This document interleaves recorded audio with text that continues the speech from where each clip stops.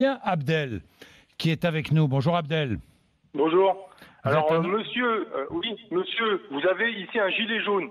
Oui. Droite, gauche, je m'en contrefie aujourd'hui. Moi, je suis un manifestant. Mon fils, je peux pas lui acheter des cadeaux à Noël. Vous me faites pitié, vous me faites pas peur. Je vous dis ouvertement, oui, moi, j'ai cassé samedi. Oui, je me suis battu avec un CRS. Samedi, je remonte si monsieur Macron ne comprend pas. Je recasse, je me bats, mes camarades gilets jaunes. Je suis pas un black bloc. Et je vais vous dire, monsieur, un message à monsieur Macron. Vous savez ce qu'il dit dans les gilets jaunes? Écoutez bien, vous savez ce qui se dit, et c'est une réalité. Ils vont monter avec des armes, monsieur. Ça, vous ne nous faites pas peur en pleurnichant avec votre collègue avant qui pleurnichait. Ils savent, les gens qu'on casse.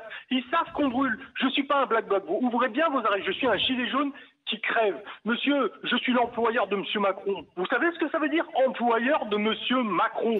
Abdel, je le paye pour qu'il s'occupe de moi. Je suis en colère. Vous ne me faites pas peur. Je répète, je vais monter. Mais je vais casser, vous me faites pas peur. À qui vous Abdel, à qui vous vous adressez quand vous dites vous me faites pas peur? Je m'adresse au gouvernement.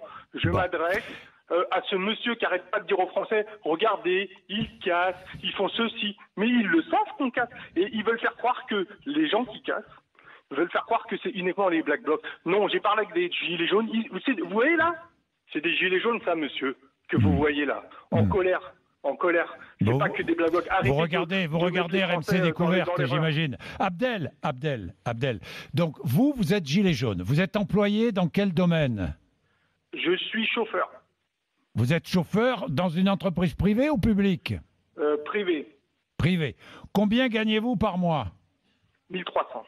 1300, voilà. 1300 net, hein, Abdel, c'est ça? Oui. Je peux lancer un message aux politiques, M. Bourdin, s'il vous plaît? Allez-y, Abdel.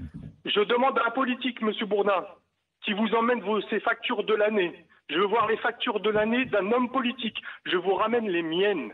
Et on va les comparer, parce qu'ils ont un appartement de fonction qui veut dire pas de courant, pas de taxe d'habitation, pas de redevance télé, téléphone gratuit, voiture gratuite, 7 000 €. Il nous dit 7 000 €, c'est pas vrai. Quand on a une ministre qui ose même pas dire son salaire, qui a peur de dire son salaire, c'est qu'il y a un problème. Elle nous dit 7 000 €, c'est pas vrai. Vous rajoutez 6 000 € de frais gratuits et d'avantages. Ils nous mentent. Monsieur, vous nous donnez des leçons de morale, mais vous serez incapable de vivre la vie des Français.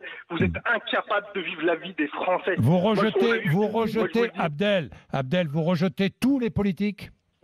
Je rejette tous les politiques. Écoutez, ils nous donnent des leçons de morale, mais eux, ils ont toujours leurs points parce qu'ils ont des chauffeurs. Nous, on passe 3 heures à se garer dans Paris. On peut même plus aller acheter une baguette sans avoir un PV, mais ils ont perdu la tête. Abdel, donc vous dites, moi, je suis prêt à aller jusqu'au bout. J'irai jusqu'au bout, je me battrai pour mes enfants, pour les enfants des autres, pour mon voisin, pour le SDF, ça fait 30 ans qu'il est dehors. Moi, je donne un manteau au SDF quand il est dehors, quand il a froid. Moi, j'ai donné 50 € à un mec. Pourquoi ils font pas du covoiturage? Mais Abdel, où peut conduire en bas de leur palais, ils les partagent. Moi, j'ai vu des chauffeurs de présidents ou de ministres rester des journées entières à attendre que le ministre sorte de son cabinet. Pourquoi ils ne traitent pas la voiture à l'autre ministre? Où peut conduire, Abdel, où peut conduire cette violence? Où ça peut vous conduire? Il faut réfléchir à ça. Vous avez une famille, vous avez... Oui. Vous avez connu une manifestation où on vous défile comme des moutons à brouter le béton et il ne se passe rien? Jamais, ça n'existe pas. J'ai fait des manifestations où j'ai voulu rester correct. Ça n'a jamais servi à rien. Ça a servi... Mais c'est pas une manifestation, c'est la guerre. Ils n'ont pas compris. De toute façon, il n'a pas compris comme il n'a pas compris le reste. Le petit fiston. Monsieur Macron, ouvrez vos oreilles. Monsieur Macron, sortez de votre palais. Sortez votre palais. Merci Abdel. Je comprends pas. On vous dit, c'est comme si j'étais en haut d'une corde, et je vous dis, écoutez, faites-moi redescendre avec un harnais parce que je peux pas tenir. Et vous me dites non, on te laisse là-haut, t'as qu'à tomber. Voilà. Merci Abdel, dans tous les cas, d'avoir appelé. Mais je sens votre colère. Et ils ne font pas peur avec leur ils ont cassé, non mais Abdel, ils ont cassé. Abdel. Oui, on casse, on vous le dit ouvertement. Voilà, on casse, on brûle si vous comprenez pas. C'est clair? Merci Abdel.